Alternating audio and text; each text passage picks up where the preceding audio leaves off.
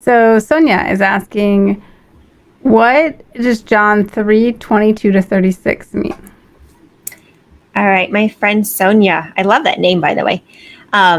Very cool. This is a really interesting passage that you bring up in John chapter 3, verses 22 through 36. And it's kind of a long passage, so we don't have to read the whole thing.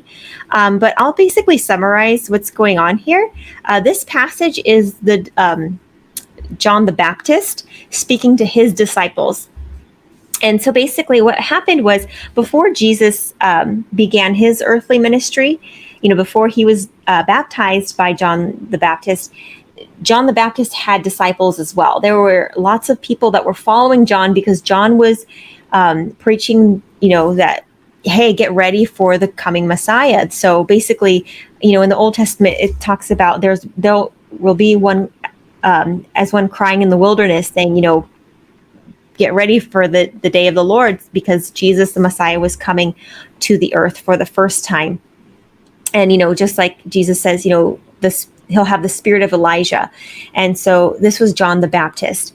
And so what happened was, when John the Baptist had, been going through his ministry for a while, he had a lot of followers or disciples, and they were doing things that John was telling them to do. But then all of a sudden Jesus came into the picture, and Jesus started getting followers and disciples.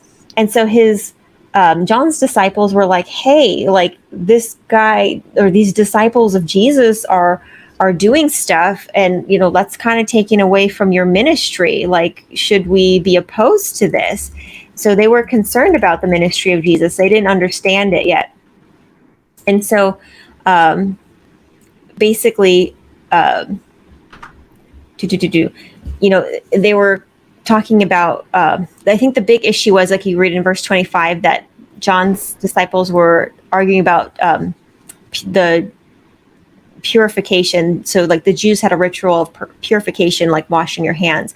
And if you remember, Jesus had kind of an altercation, or a conversation with the Jews about, it doesn't matter, this ritual of washing your hands, that's not what makes you pure and clean. It's about, spiritually speaking, it's not what goes in your mouth, it's what comes out of your mouth. And so John's disciples were, worried about, what was going on with Jesus. And John says, to them, first of all, he explains in verse 28, that you yourselves bear me witness that I said, I am not the Christ, but I am sent before him. And in verse 30, he says a very profound verse, which says, he must increase, but I must decrease.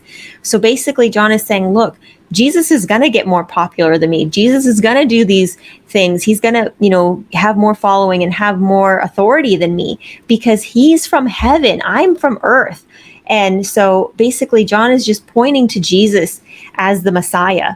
And if you go down to the last verse in verse 36, he says, he that believes on the Son, Jesus, has everlasting life. And he that believes not on the Son shall not see life, but the wrath of God abides on him. So basically, again, John is just pointing to Jesus, because that was the purpose of John's ministry, was not to be, a leader in any way. His job was just to point to Jesus.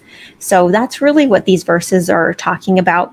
Again, it's just a conversation John is having with his disciples, where he is pointing his disciples, in essence, to Jesus Christ, because that was his role in his ministry.